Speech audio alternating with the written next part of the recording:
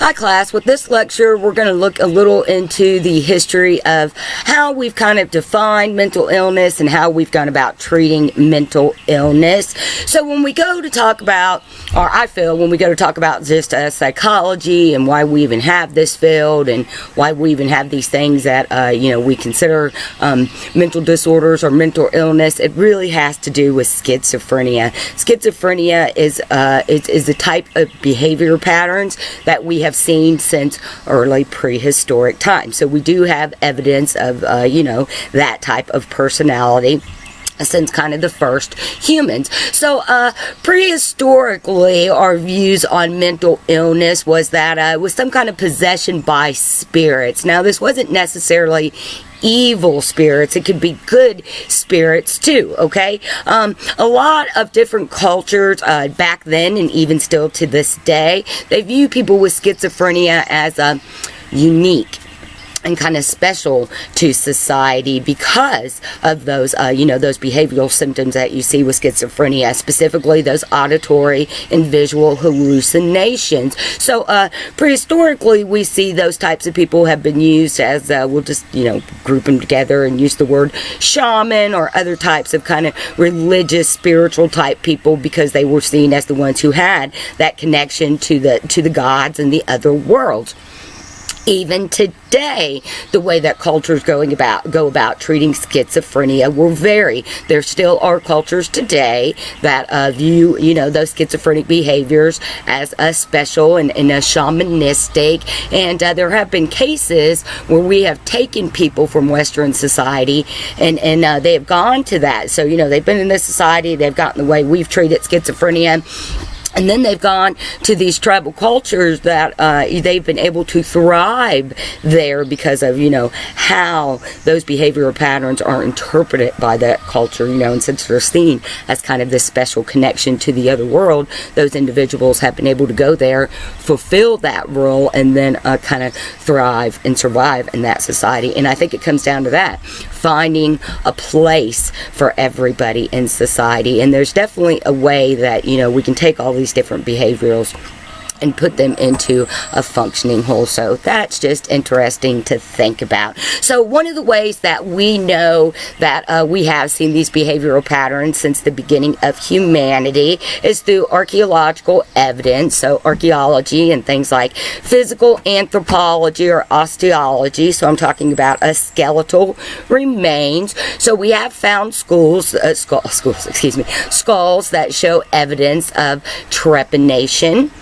And trepanation is a sort of ancient skull surgery. So since they thought that these behaviors were brought about by these spirits, so, when it was, I guess in a way you could kind of say bad ones. So, when the person was acting, having such an episode that they couldn't kind of be controlled or couldn't get it to function in society, they would do this thing called trepanation. So basically they would drill or trip away and create a little hole in the skull.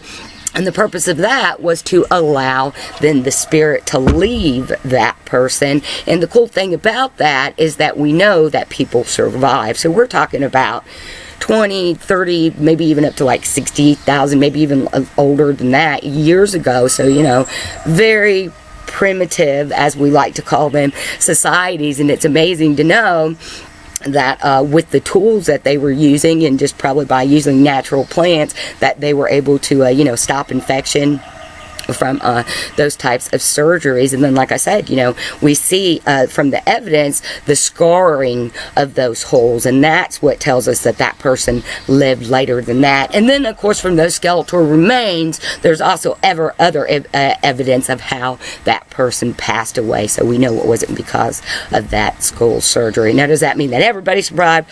Probably not. It's probably like with today's doctors, sometimes people don't survive surgeries, right? But for the most part, I think it's just pretty cool to know that that was a practice that they did. And then once again, we tie that back in to the interesting and fascinating, illness of schizophrenia. I should say disorder. I don't want to say illness. Disorder of schizophrenia there.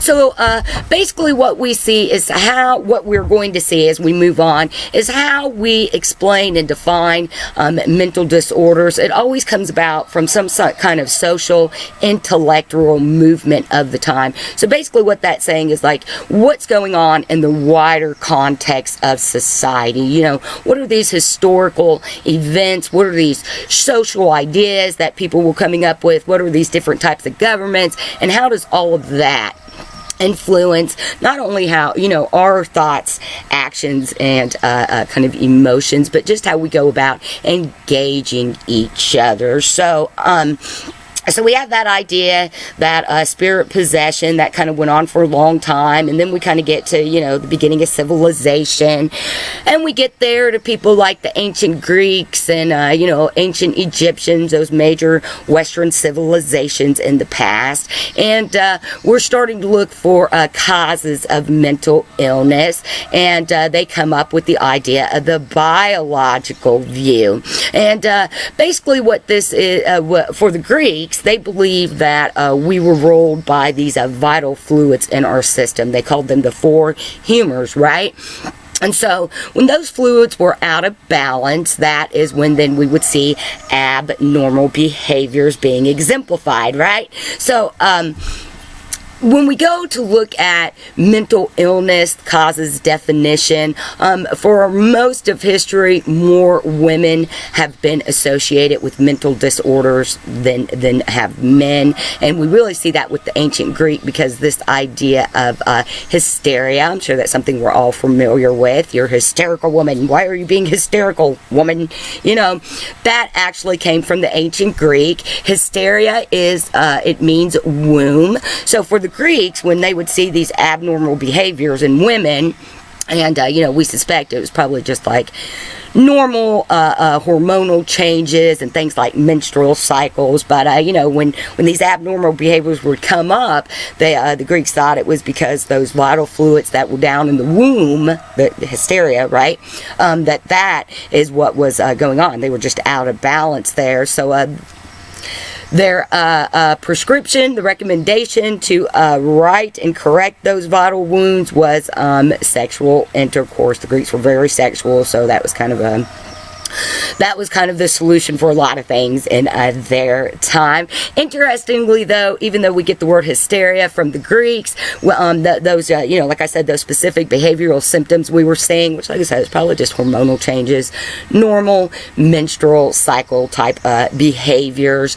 We actually have a case of that recorded in ancient Egypt. I just don't think they called it hysteria then, because, like I said, that came from the Greeks. They used another word for it there. But just to see, just give some examples there of how mental illness is more associated with women. All right, so once again, we have this biological view. We get to about the Middle Ages, and that kind of gets ignored. We go back to that idea that it's all possession of bad spirits, and at this time, you know, Christianity has now been introduced into mass society. So we have broken the spirits down, and it's more these evil demons and devils that are causing these abnormal behaviors.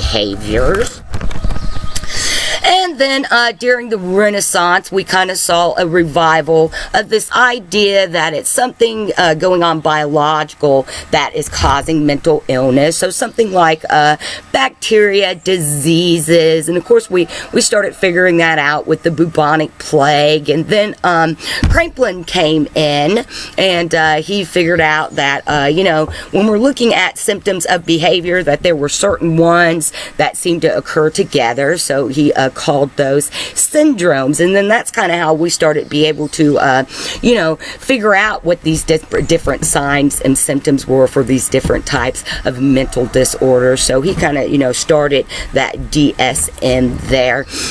And then what else do we see? We see Louis Pasteur. He figures out, you know, what's he famous for? You know, pasteurizing milk so that we can drink milk and not get sick from it, from the bacteria that grows in it. So he figured out that's why people got sick. And then that then started to, you know, reinforce this biological view again.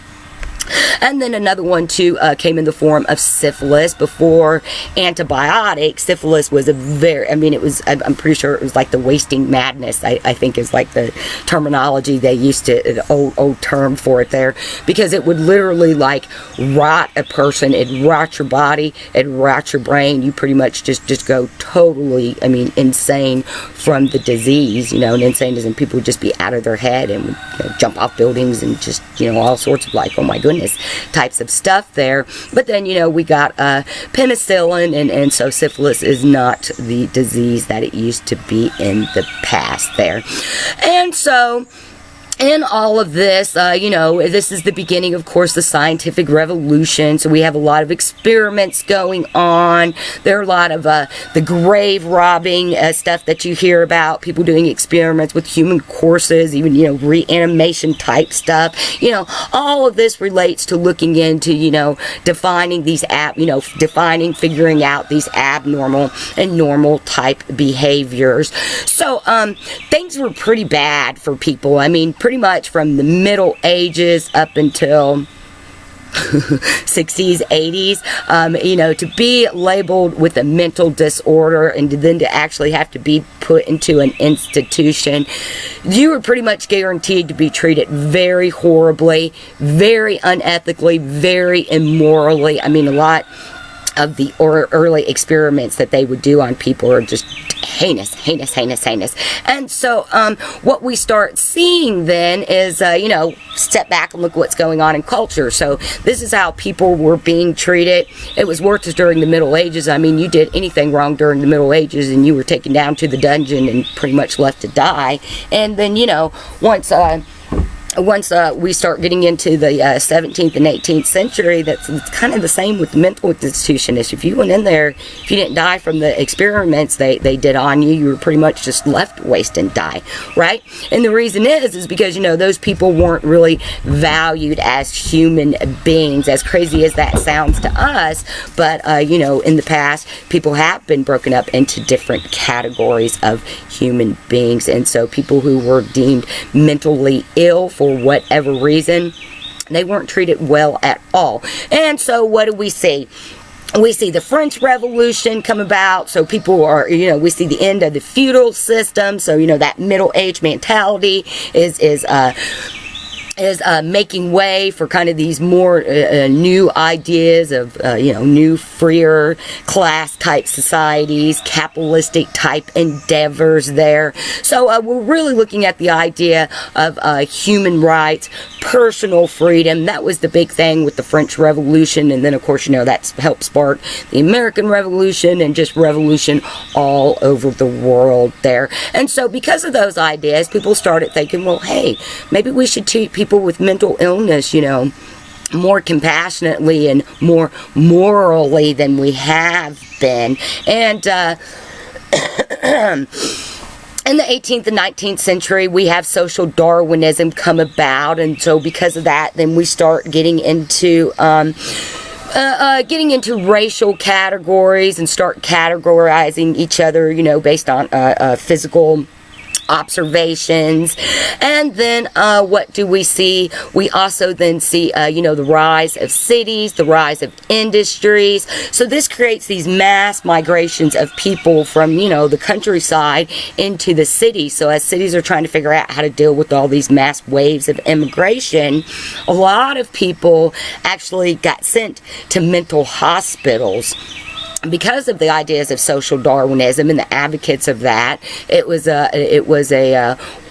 people thought that just being poor was a mental illness. There was obviously something wrong with you if you couldn't, you know, get off your lazy bum and go make money, is kind of what people thought. Or you have to just read Charles Dickens and you'll see how that idea was very prominent throughout society. Being poor, having a physical disability, you know, being from another culture. I mean, any of those things would have put somebody in a mental hospital in those early years of immigration to the United States. interesting things to talk about there. So, all right. So, as all this is going on, we see more scientific endeavors, more of that increase of the scientific method, and using empirical type studies. And so then we move to this kind of psychological view of mental disorders. And so with this, we notice that, okay, so not all emotional or not all illnesses that we are seeing seem to have a biological basis. So basically it led scientists to the idea that, some mental illnesses are more emotional, or they're more mental or psychological, like we say, because they more relate to those mental cognitive type processes, right? And then that was supported with the treatment of, once again, treating women with hysteria. And it was, it would be taking care of those physical symptoms and then kind of correlating them to some kind of psychological cause. In many ways, it's kind of like somatic psychology. Somatic means like body. So it's when you have these kind of bodily sensations, or you think that you have these bodily sensations and they're not just really there. Phantom arm syndrome would be a type of that, where people they lose a limb but they still think they feel it and stuff like that. But anyway, so they figured out that they can do these kind of connect and make that mind-body connection, and get those two in conjunction, and it would help alleviate those illnesses. And once again, like I said, because women have always been misunderstood historically and prehistorically, mental illness, women have been more the target of mental illness too. So we really see that too with the Salem witch trials. We think this is where it's interesting. We think that that could have been caused by some bacteria, so they were kind of hallucinating from getting sick from eating, just old wheat, pretty much. And then there are some ideas that maybe some of the people killed during the witch trials, and they weren't just in Salem. That's where it was most popular here in the United States, but the witch trials occurred all over the world, pretty much. And what we see, or what we think, is that maybe some of the people that were accused of witchcraft, they may have just had schizophrenia. So once again, we see that tie back into schizophrenia there. And because we've always associated mental illness more with women, the women have historically not had a lot of say or rights in how they go about getting treated for their mental illnesses. So, and I'm trying to think. So somewhere there in the beginning of the 20th century, a scientist came up with this great invention called lobotomies. And a lobotomy, basically what they do is they take an ice pick and they stick it into your frontal lobe, and it makes you pretty much like a zombie. You just, you lose all kind of lose a lot of your executive functions and kind of your emotional responses. So you just kind of walk around as kind of like a shell of a human being, very docile, very compliant, will do exactly what you're told with no question. And so hopefully you guys see where I'm going there. So this was used on a lot of women who just were generally viewed in society as too independent, too disruptive. They wouldn't submit to their husbands enough, and it was very common practice even up until probably about the 70s, I'd say definitely the 60s, that a woman could be put into a mental hospital just for that, because she didn't agree with what her husband said, and her husband could have her institutionalized. So some crazy stuff going on there.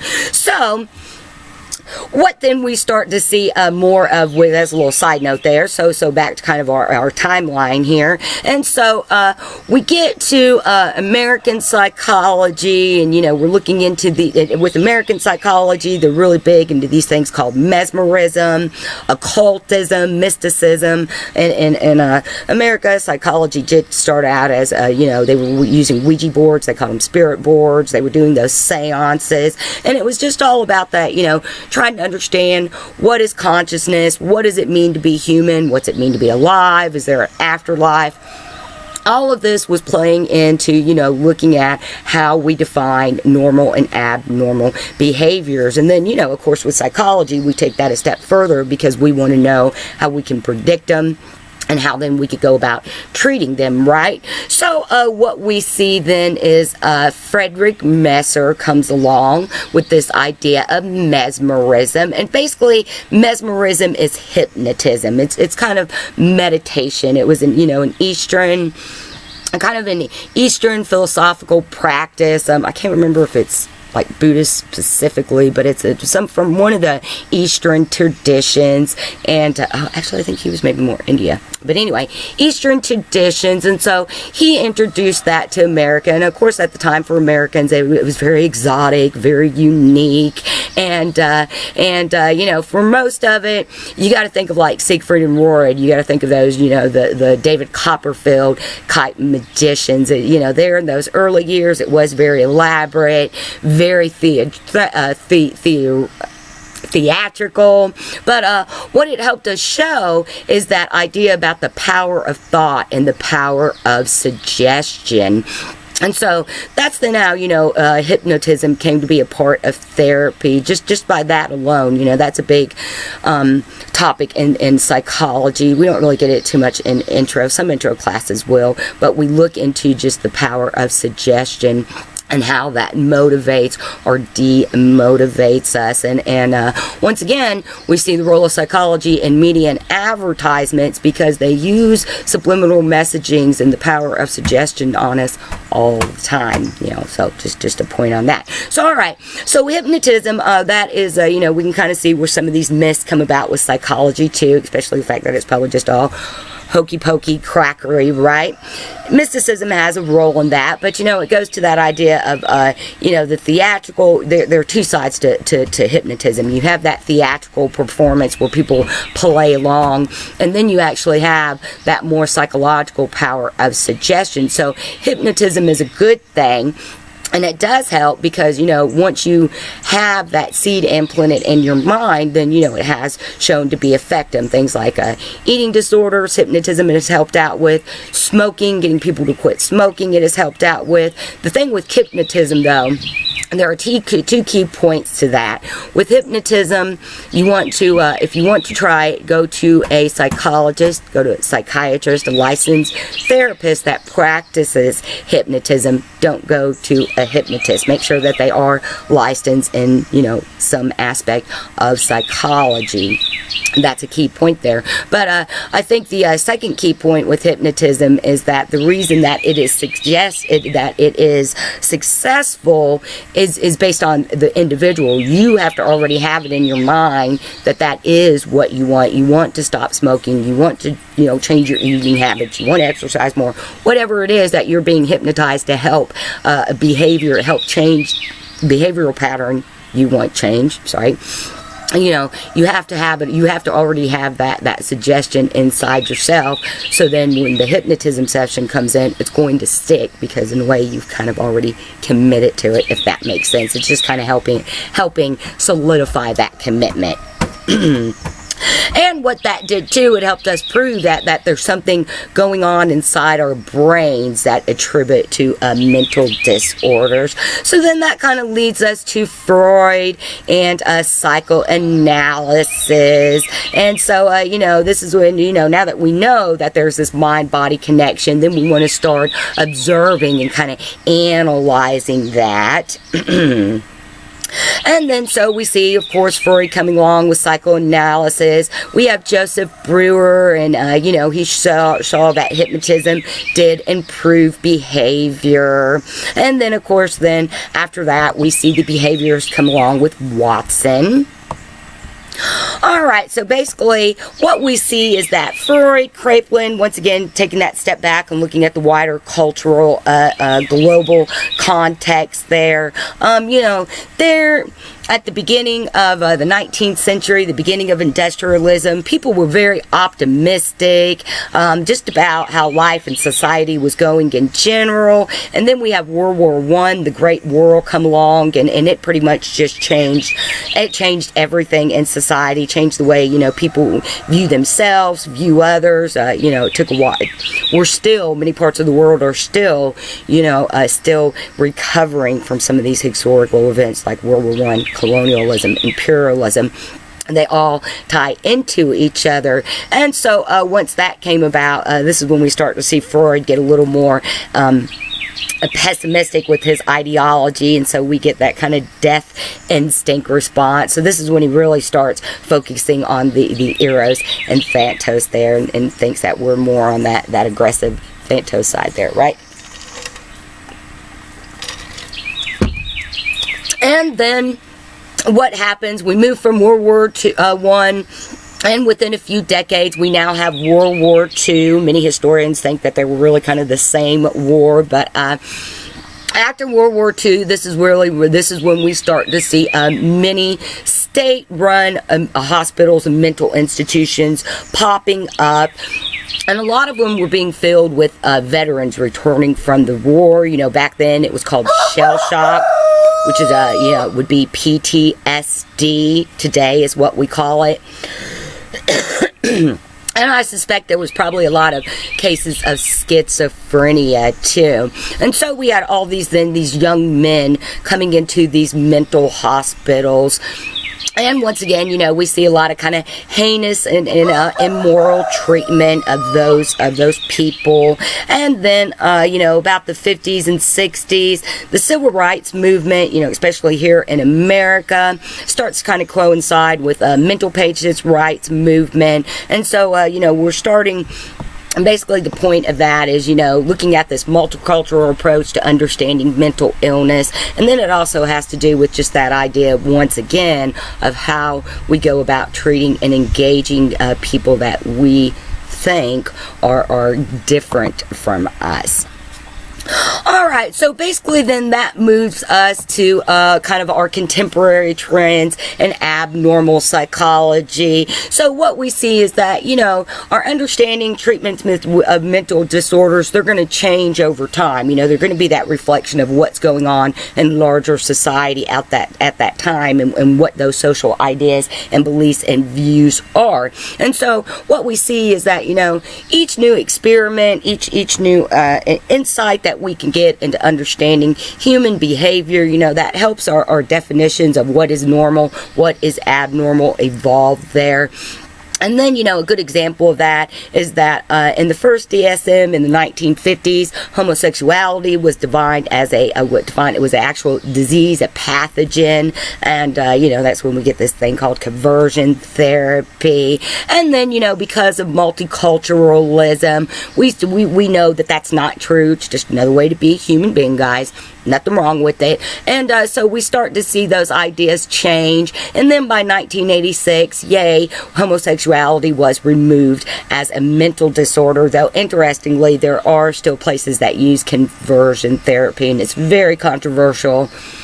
And then that can actually cost people their licenses if they do it on somebody who doesn't really want it. So a lot of controversy involved around that. Alright, so then what do we see? We see these mental institutes, and we have these high numbers of patients coming in, and we kind of get that little bit of those ideologies from the moral movement come back into play here, because we get to these, for one, resources it's like, who are going to take care of these people, who's going to fund it, and then, how are we going to get these people to be functioning members of society, because it's like, just because they have a mental disorder, it doesn't mean that they're less human than anybody else. So, locking them up is not the way to get people help. We've got to find a way to, get people functioning in society. And so what we see is the recovery movement. So, that really, those inhumane treatments in those mental institutions really started to get out into the public. People were shocked by it, and so they wanted to see that change, right? And so this is when we start to see kind of more support groups and more community-based resources start to spring up. So when those people, they got out of the mental institutions, they would, still have those resources and support available to them. So One of the biggest groups formed was NAMI. That's the National Association of Mental Illness, I believe is what the acronym is there. But NAMI is a really big group. They do a lot of stuff in, helping with education of mental disorders. So, one of the reasons that we were able to get people out of mental institutes and back into society, it comes back to schizophrenia again, and the introduction of psychoactive drugs. So in the beginning, when medications first came out, they were revolutionary, and you got to think about it, because they got these people out of those mental institution conditions and actually got them into society, right? And so what do we see? Once again, schizophrenia, Thorazine is one of the first antipsychotic drugs invented, and they saw that it really helped in treating that agitation. So people would get on their Thorazine and they were able to kind of function. Lithium was actually the first one, and lithium, they found out that it radically calmed patients, and like with any drugs, they have their positive and their negatives. In the early years, these medications help these mentally ill patients get the therapy, focus on therapy, help make treatment become more cost effective. A downside of that was over medication. Once again, one of the reasons we were trying to get them out of the mental institute is because people were being given lithium just so they would just sit there and nobody had to deal with them. They were pretty much like doping people up, and they were just sitting in a corner drooling, and nobody had to mess with them for weeks. They actually used to inject the stuff. Wait, hold on. Insulin, the stuff diabetics use, they use that before they use lithium, because what happens when you don't have diabetes and you shoot more lithium into your system, you go into a sugar coma. So they were shooting insulin into people who weren't diabetic, and they were going into these sugar comas, and then they would they'd be docile, and they, once again, they didn't have to worry about them. I do have some videos I'll put in the links for you guys. I know you see that link up there that explains some of this stuff too. There's some interesting videos. I would recommend that you guys watch them. So the negative too is just the abuse of prescription drugs, and that's something that we see more in our modern time. And because of that abuse, because of things like side effects that we see, because even with schizophrenia, Thorazine, some people won't respond to it. Sometimes it creates other kind of symptoms to come up. It can make other mental disorders manifest. So really right now we're at a time to where we're trying to focus on more like cognitive behavioral type research, looking into more therapies, looking into more kind of ecotherapy type things, and and it's not that we're trying to get away from drugs altogether, because some of those do indeed help people with bipolar disorder. Medication does help. It's when they go off and the drug comes out of their system, then they start having those manic type episodes or those other kind of abnormal behaviors, so it's more like, needs to be more controlled. It needs to be less out of the hands of the pharmaceutical companies and kind of more in the hands of probably the doctors and the psychologists. So just in all of that, what we know about treating mental illness, it comes from these types of experiments. It comes from these types of research of making up these different drugs. And so because we saw Thorazine, lithium did indeed help people, got them out of those mental institutions, and encouraged scientists to do more research, find more ways to help. And then in conjunction with that, what do we have? We also see technology. So technology starts to be, starts to evolve, and we evolve in a way that we could use it in therapy. So we have things like cranial scanning. There are things like mapping your mind. CAT scans, just all sort. Different types of equipments like that actually help us look inside the brain and look at normal brain patterns and abnormal brain patterns, and just try to figure out more what's going on. And the whole goal there is just to get people help. We want everybody to be functioning members of society, right? And then with as technology evolves even more, we start having more virtual reality type therapy. Now smartphones, they have all sorts of little apps that can help people with remembering to check their medication, tracking their symptoms, coping with stress, or you can even get things like meditation type or mindfulness practice types apps to help you out. And what we're seeing is that because of the use of these tools, that people seem to be responding more positively to their therapies. Okay. All right, so basically all of this or all of this is under the crux of managed health care, because once we started getting people out of the mental institution and back as functioning members of society, we had to have, that management of that. So, and be able to get that treatment, get those medications, get that therapy, it's got to work out somehow, right? So what we see insurance companies coming up. We also see an increase in therapists, privatization of healthcare is basically what I'm talking about here. So we see that come up, and those insurance company, they have that control over those psychotherapies. We have more therapists that are doing therapies and doing that research to get that evidence of which treatments work, which treatments don't. But of course, even with managed healthcare, we have those negative sides too.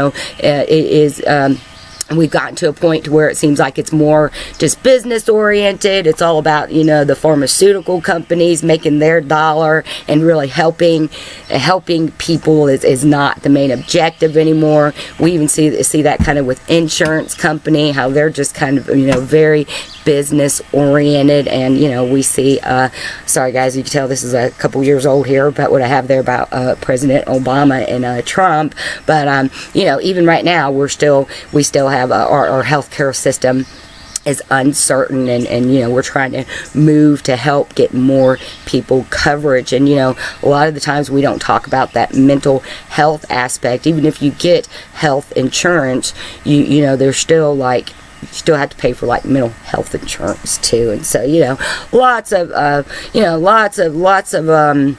unbalanced elements when it comes to privatization of healthcare and managed healthcare. But I do believe that it is something that we are really trying to make a conscious effort in our country and around the world to improve those types of things. All right, then, so now what we see, so since we have multicultural psychology, like I said, started coming about there in the 60s and the 70s with the, civil rights movement and other types of human rights type movements that we had during that time. We start to see multicultural psychology, and it's pretty much just, instead of, just because somebody's different or from another culture and viewing that as being abnormal, let's really study those different cultures and ethnicities and really figure out what's going on there so that we know what is normal and abnormal for that specific individual. So it's more about, just more efforts to understand behavior and get a wider group of people help, right? And then what we see is with multicultural psychology, this is where we start getting those APA ethical codes. And the first code, that's the American Psychological Association ethical codes, is just that do not cause any harm. And by psychology, they're very Buddhist, because it's harm to anybody, yourself, others, animal, bugs, whatever. You don't cause any harm. The goal is to help people, right? And so then what multicultural psychology has done, it's really forced psychology to look at its own biases and prejudice and increase its understanding of cultural diversity and cultural sensitivity. And so what we see is we do see that there are kind of branches and different types of therapies coming out because of that. So sweat lodges are something that a lot of different Native Native American groups, not all Native American groups use, but some Native American groups use those as a way to cleanse and heal. That's kind of like with hypnotists. You have to be careful with those sweat lodges too. You want to make sure you go to somebody, if you want to ever try that, make sure you go to somebody who is like generally certified to do that, because there are a lot of con artists that have hurt people in sweat lodges, and go with an authentic Native American person on that who is indeed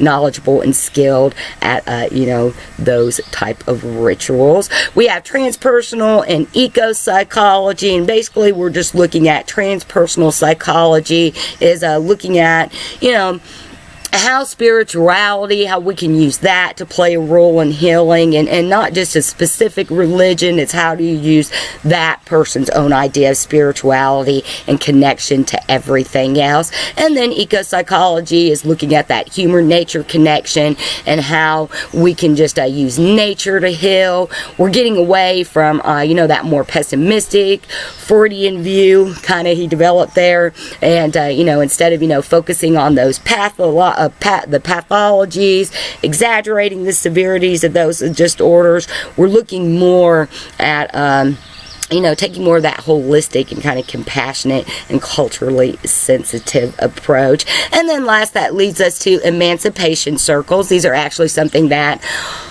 I don't even think they're 10 years old yet. This is something that African American communities here in America are doing as a form of therapy. And basically, it's a group therapy session where people can come together and speak of their experience, talk about their experiences with racism and other types of, things in society that can cause them stress. And once again, we just see, group therapy is really the key in helping people. And it goes back because we're social creatures, we want to get along with each other. And when we can feel like, someone cares and someone kind of shares similar experiences, thoughts, whatever to us, then we don't feel so alone, and that kind of gives us that motivation. It helps renew our self-efficacy and the way we believe in ourselves. So along with all of those aspects of multicultural psychology, we're moving now into more of a positive psychology approach. And now with positive psychology, it's really looking at that idea of how our mindset affects our behaviors and circumstances in our world. And even though we call it positive psychology, it's not all unicorns and rainbows. We have to acknowledge that negative things happen in life too. The key to that, and really, it's our perception that dictate whether something is positive or negative in life. And so with positive psychology, we kind of note that as a control. When we feel like we don't have control over something, then that affects how we view life, that affects how we feel, and it tends to make us a little more on those not happy, unhappy, and kind of negative sides of life, right? So with positive psychology, it's all about learning how to embrace, all of those experiences in life. And when you have those experiences that are on the less serving side, learning how you can change that with your mindset. The way, because ultimately what we have control over is us and what goes on inside our heads. And when we can, find ways to take those negative things, turn them into positive serving things for us, that's how we reach those, self-actualization. We reach those optimal levels of happiness and well-being. And that's just, that's positive psychology there in a nutshell. Here's what I'm talking about, some videos I have on the history of abnormal psychology. That Defining Madness just talks about, it's interviews with people and their experiences in mental institutions. The one, History of the Madhouse, that's a really good one that really goes into some of the stuff that was going on in those mental institutions. And then lastly, I'll include these two links to you with Alicia Roth. She wrote this book called Insane, America's Criminal Justice System Treatment of the Mental Illness. That might actually be the name I have written right there. But a really interesting interview and book that just, looks at how mental illness is treated in the criminal justice system, because that's a big part of just how we go about defining mental illness and getting people the help that they need. And that ends our lecture for this time, guys. Thanks.